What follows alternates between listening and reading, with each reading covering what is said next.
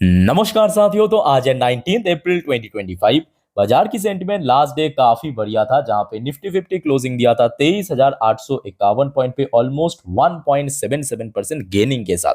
अगर हम और थोड़ा डिटेल में जाके देखें तो मेनली जो बैंक निफ्टी है उसमें ही सबसे ज्यादा तेजी था। और अगर हम बैंक निफ्टी को भी ब्रेक करके देखें तो बैंक निफ्टी में मौजूद दो बड़े बैंक्स, एक हो गया आपका एचडीएफसी, दूसरा हो गया आपका आईसीआईसीआई। ये दोनों बड़े बैंक ने दोस्तों लास्ट डे बृहस्पतिवार को अपना पीआर टच किया, पर्सनल रिकॉर्ड टच किया। और ये दोनों बैंक की खासियत क्या है कि जहां पे निफ्टी 50 की 13% वेटेज है, मतलब एचडीएफसी बैंक की 13% वेटेज है निफ्टी 50 के ऊपर, वही आईसीआईसी बैंक के मोर देन 8% वेटेज है निफ्टी 50 के ऊपर। मतलब ये दोनों बैंक की वेटेज इतना ज्यादा है ना, ये अगर 2-3% चल गया मतलब उस दिन तो सीधा सीधा बैंक निफ्टी भी चलेगा, निफ्टी 50 भी चलेगा। और एक खास बात यह है कि आज यानी 19 तारीख को ये दोनों ही बड़े बैंक्स की दोस्तों रिजल्ट आउट हुआ। इनमें से जो सबसे बड़ा भाई है मतलब एचडीएफसी बैंक, उसी की रिजल्ट दोस्तों हम कवर अप करेंगे इस वीडियो में।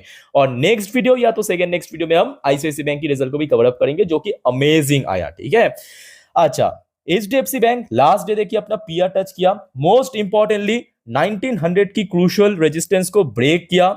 फर्स्ट टाइम एवर इसके ऊपर क्लोजिंग भी दिया। क्लोजिंग कहां पे दिया? 1.5% ऊपर। अब देखिए बड़े बैंक्स हैं, बड़े कंपनी, तो बड़े कंपनी बड़े बैंक्स रिजल्ट आउट होने से पहले ना एक प्रीव्यू आता है ब्रोकरेज द्वारा। दोस्तों मेन रिजल्ट पे जाने से पहले ना मैं आपको थोड़ा सा प्रीव्यू दिखाना चाहता हूं कि बाजार की क्या एक्सपेक्टेशन था बैंक्स की रिजल्ट के ऊपर और अल्टीमेटली कैसा हुआ है, ताकि आपको ए टू जेड डिटेल मालूम पड़ जाए कि मार्केट की क्या एस्टिमेट था। देखिए मार्केट ने एक्चुअली जो एस्टिमेट दिया था कि ऑलमोस्ट 2.5% से लेके 7% के आसपास नेट प्रॉफिट के अंदर ग्रोथ रख सकता है बैंक्स ने। और यहाँ पे जो अमाउंट वाइज रेंज मेंशन किया 16,918 करोड़ से लेके 17,650 करोड़। आप चाहे तो नोट डाउन कर लीजिए, कई पेपर पे में नोट कर लीजिए, बाद में काम आएगा। ओके, अच्छा। उसके अलावा कोई भी बैंक्स के लिए जो मेन कमाई होता है कहां से? नेट इंटरेस्ट इनकम, ब्याज की कमाई, एनआईआई, है ना। तो उसमें भी कहा गया था ब्रोकरेज द्वारा कि लगभग 5.5 से लेके 9% के आसपास ग्रोथ हो सकता है ईयर ऑन ईयर बेसिस पे।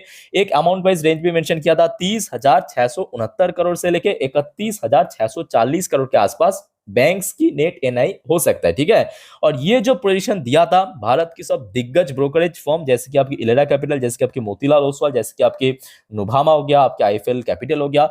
ये दोस्तों कल की स्टोरी है। अब चलिए मैं आपको सीधा रिजल्ट के ऊपर लेके चलता हूं, जो कि आज लगभग 2:58 पे दोपहर को आउट हुआ बैंक्स द्वारा। और शेयर होल्डर के लिए अच्छी बात है, हर एक क्वार्टर फूड की तरह इस बार भी कंपनी मतलब बैंक्स ने डिविडेंड देने का फैसला लिया। तो चलिए यहाँ पे हम आपके सामने मैं ओपन किया स्टैंडअलोन फाइनेंशियल रिजल्ट क्वार्टर 4 की। पहले आप देखिए यहाँ पे जितने भी नंबर्स हैं सारे इन करोड़ के फिगर पे।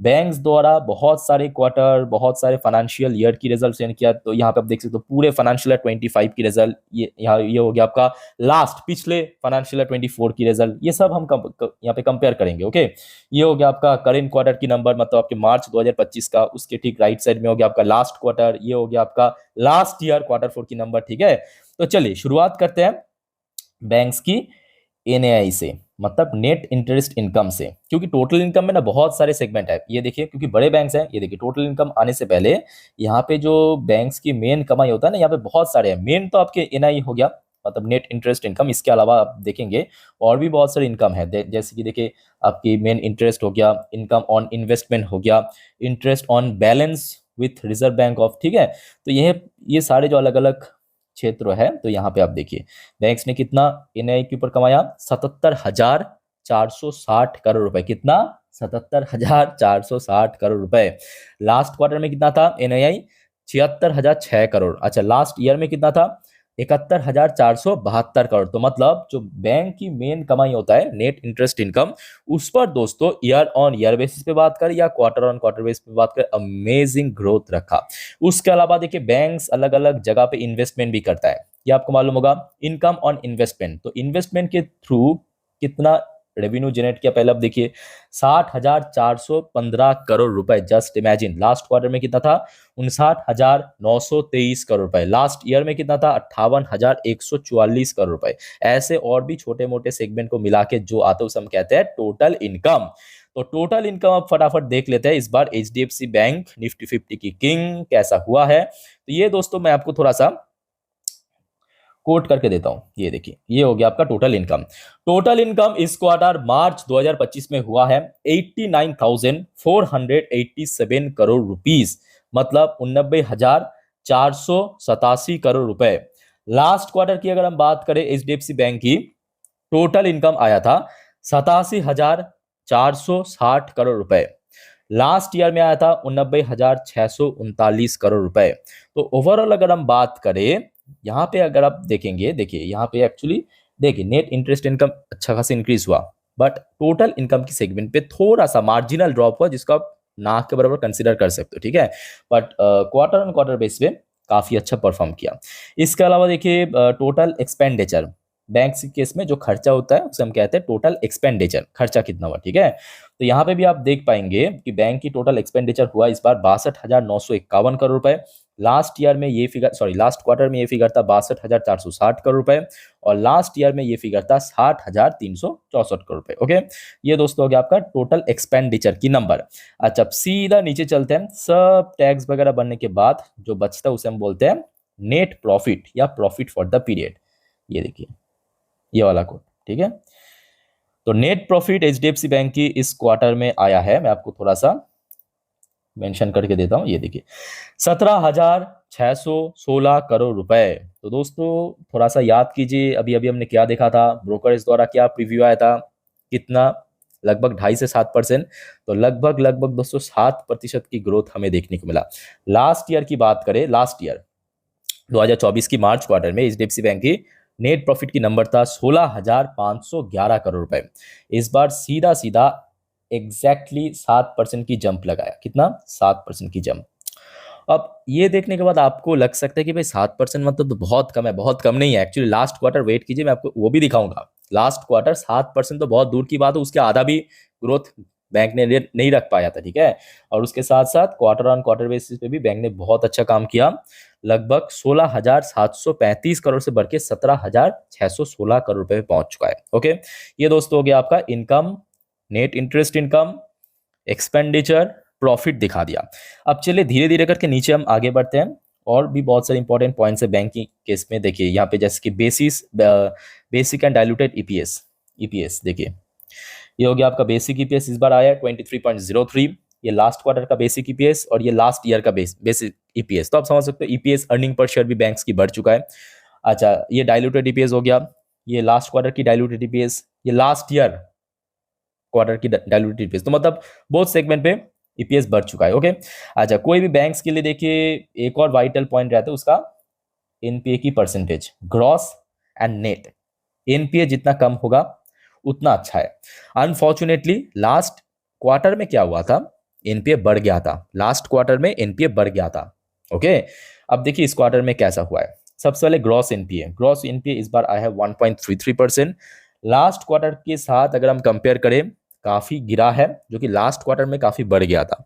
लास्ट ईयर के साथ अगर हम कंपेयर करें 1.24% था, थोड़ा सा इंक्रीज 1.33%। तो ओवरऑल बात करें क्वार्टर ऑन क्वार्टर बेस पे ड्रॉप हुआ, ईयर ऑन ईयर बेस पे ग्रॉस एनपीएस बढ़ गया। अच्छा, अब नेट एनपीएस की अगर हम बात करें, इस बार हुआ है 0.43%।